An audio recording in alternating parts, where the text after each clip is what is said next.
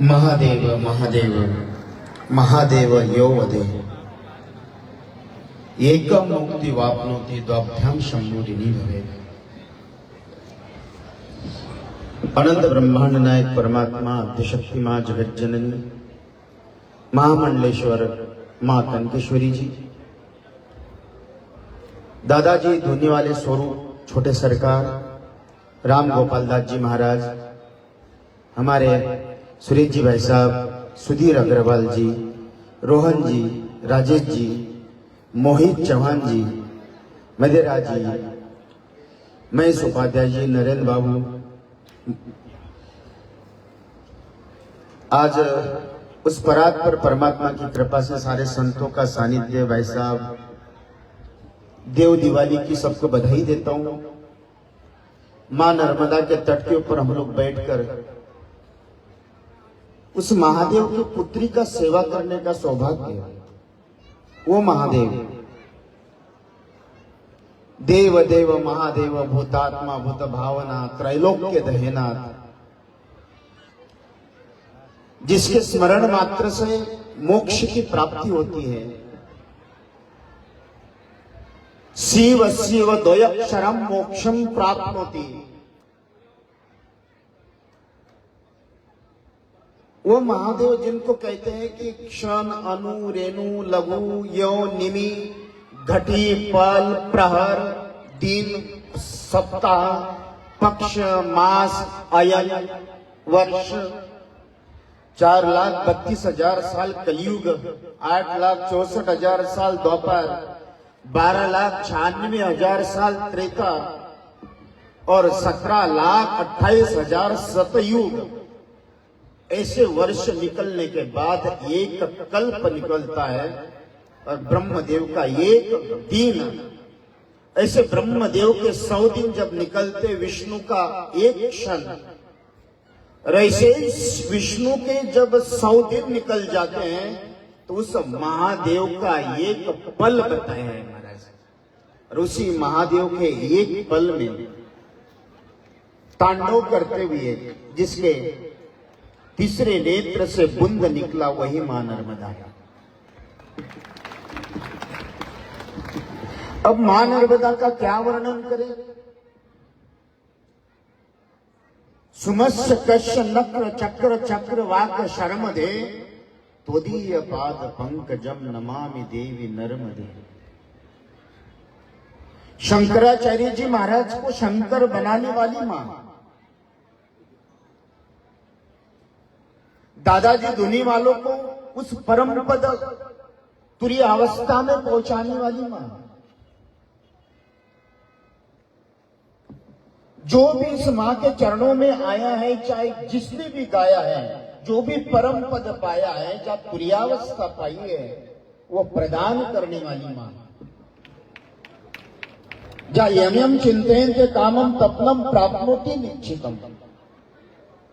और ऐसी मां की परिक्रमा करने का सौभाग्य आज सतयुग से लेकर मार्कंडे से लेकर पता नहीं सारे देवताएं, हम लोग नर्मदा पुराण में ऐसा कोई देव नहीं है जहां मां के तट पे आकर उसने अपने आप के पाप मुक्त करके परम पद न पाया हो। सारे ब्रह्मांड के साधु संत महात्मा इस मां के चरणों में मछली बनकर, पेड़ बनकर, पहाड़ बनकर, पत्थर बनकर, पानी के बूंद बनकर, हर एक अवस्था में अपना स्वरूप बनकर मां का सेवा करने का सौभाग्य उनके जीवन में प्राप्त हुआ।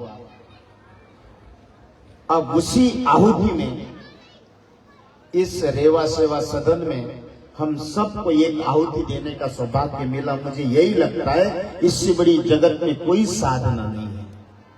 और वो भी साधना कौन सी? अहम वैश्वानरो भूत्वा प्राणिनाम देहमाश्रिता प्राणा प्राण समायुक्त पचाम्यम चतुर्विधम। सेवा। अब सेवा के भी अनेक, ज्यादा लंबा समय नहीं खींचूंगा। मैं जानता हूं आपको सबको भूख लगी है, पेट में बहुत देर से आप पैदल चल के आए हो, भूखे पेट में वही भजन गोपाला ये संभालते हैं। लेकिन थोड़ा सी भूमिका निभाकर थोड़ा सा जो दायित्व दिया है, कोई विद्वत्ता नहीं झाड़ना। अब सेवा तो इस जगत में कई प्रकार की सेवा सेवा कालेन नित्यम।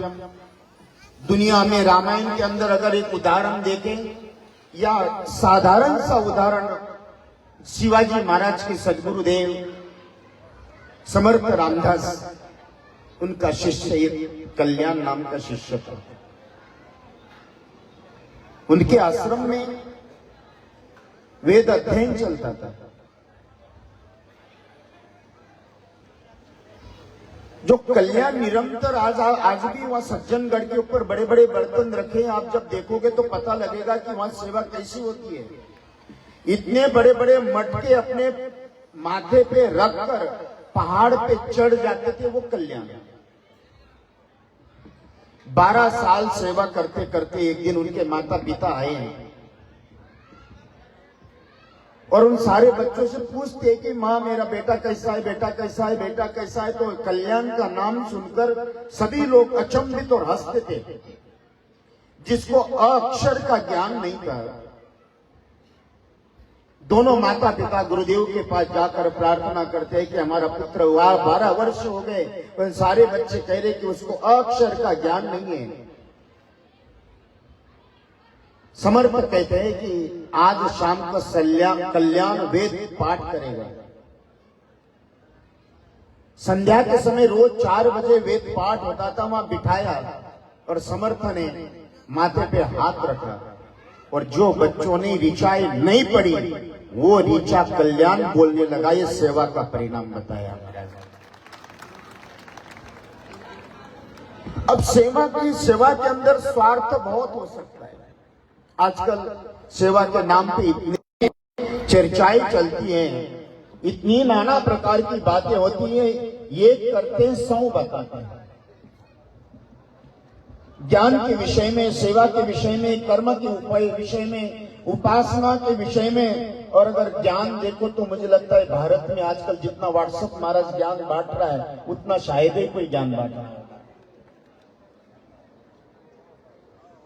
ये करो, वो करो, वो करो, वो करो, वो करो, ऐसा करो, तैसा करो, ऐसा हो जाएगा। कि वो ये कैसा ज्ञान बताओ, मुझे दृष्टांत। एक हमारे गुरुदेव चुटकुला बताते थे। बोले एक व्यक्ति ने पुड़िया बेचना चालू की और पुड़िया बेचना चालू की। उन्होंने कहा कि ये पुड़िया जो भी घर ले जाएगा उसके घर में जीवन भर जब तक जीवित है तब तक मक्खी कभी नहीं आएगी। अब महाराज की पुड़िया लेने के लिए लाइन लगी हुई है, इतनी बड़ी लाइन, लेकिन उस महाराज की शर्त होती मेरे सामने पुड़िया नहीं खोलोगे, जब भोजन के थाली के ऊपर बैठकर पुड़िया खोलनी पड़ेगी। वो सिद्धांत, 2 अगरबत्ती लगाना, दीपक लगाना, सारा वर्णन। लोग घर में पुड़िया लेकर आए, 500 रुपए की एक पुड़िया, भोजन में बैठे और पुड़िया खुली और पुड़िया में खोलने के बाद लिखा हुआ था दाएं हाथ से भोजन करो, बाएं हाथ से मक्खियां भगाओ। ये इस तरह का सिद्धांत तो पूरे समाज में इस तरह का वर्णन चल रहा है। लेकिन एक सेवा मुझे हनुमान जी महाराज की बड़ी अच्छी लगती है। मेरे रघुनाथ जब समाज अयोध्या छोड़कर निकले, चाहे गोवक हो, केवट हो, अगस्त ऋषि हो, अनुसैया माता हो, चित्रकूट का निवास हो, पंचवटी का निवास हो, चाहे अहिल्या माता देखें, अहिल्या को राम मिले, पति लोग चली गई। सुग्रीव को राम मिले, किष्किंधा चले गए। विभीषण को राम मिले, लंका को चले गए। रावण को राम मिले, मोक्ष धाम पहुंच गए। शबरी को राम मिले, वो परात्पर परमात्मा के चरणों में चले गए। लेकिन हनुमान जी महाराज को पूछा कि आपको क्या चाहिए, पूरे ब्रह्मांड के अंदर ऐसी कौन सी वस्तु चाहिए? और भरत भाई से राम कहते कि मैं कपि से उन्हीं रून नाई भरत भाई। जब हनुमान जी महाराज से पूछा कि बताइए, स्वर्ग, मृत्यु, आकाश, पाताल, तलातल, रसातल, धरातल, यह लोक, परलोक, आपको क्या चाहिए? हनुमान जी कहते महाराज इस ब्रह्मांड में कोई पद नहीं चाहिए, देनाए हो तो आपके दोनों चरणों का पद मुझे प्राप्त कराई। इससे बड़ा इस जगत में कोई पद नहीं, सेवा धर्म। अगर जिसने उस परात्पर परमात्मा निष्काम युक्त सेवा, भगवान कहते हैं कि अनपेक्ष सुचिर दक्ष, यहां तो आजकल तो भिखारियों को भी भोजन करते तो मोक्ष की कामना करता है यार।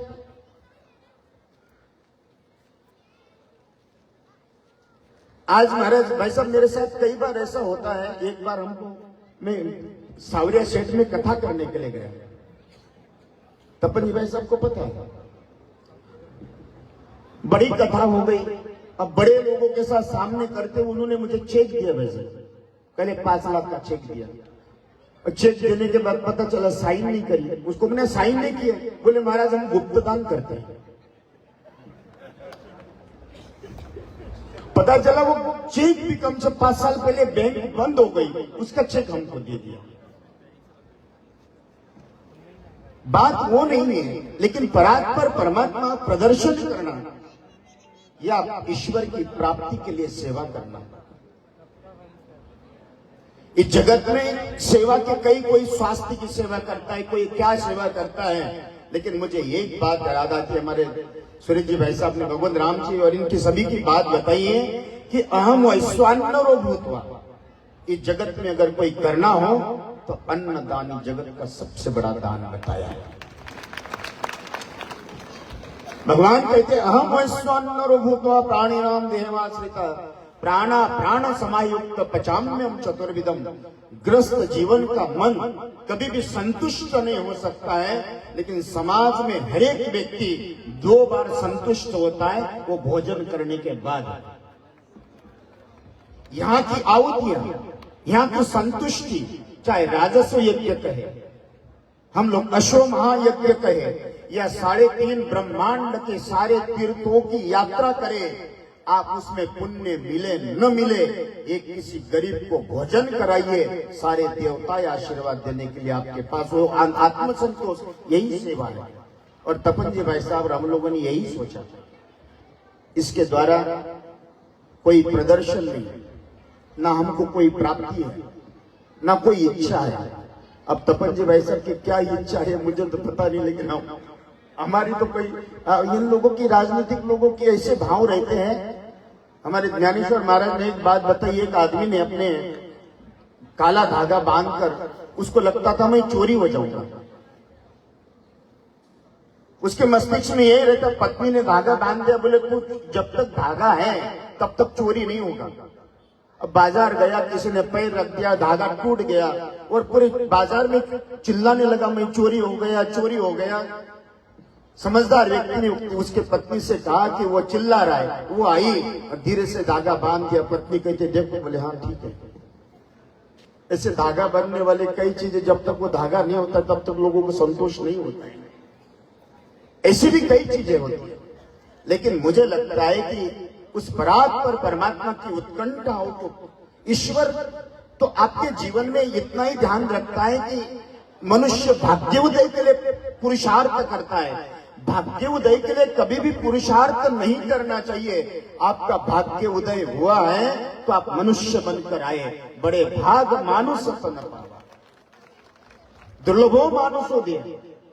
भाग्य उदय, आप भोपाल से आए हो, मंडी दीप, सलकनपुर, अब्दुल्लागंज, वो मिलेगा चलते हुए। इसी तरह से प्रारब्ध समय के साथ आप चलोगे तो आप अपने आप सब कुछ मिलता रहेगा। उसके लिए मिलने के लिए भोपाल से सलकनपुर 1 सेकंड नहीं आएंगे। जो मनुष्य के हृदय में प्रारब्ध में होगा वो तो समय में प्राप्त होगा ही।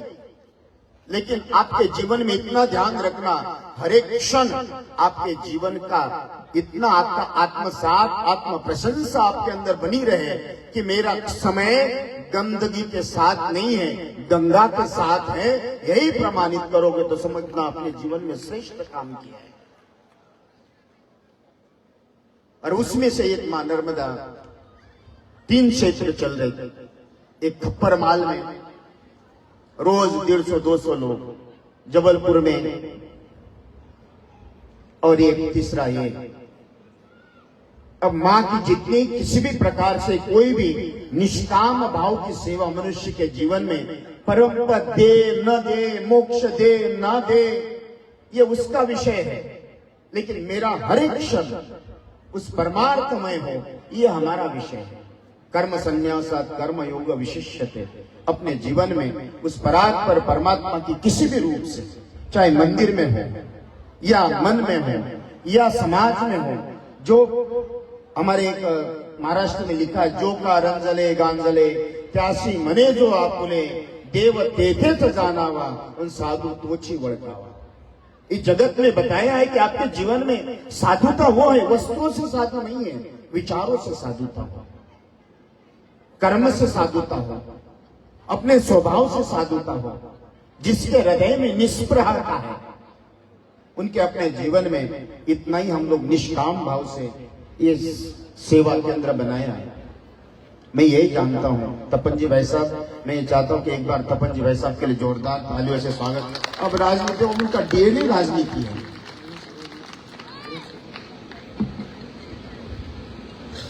वो बार बार याद आता है, उधर जाओ।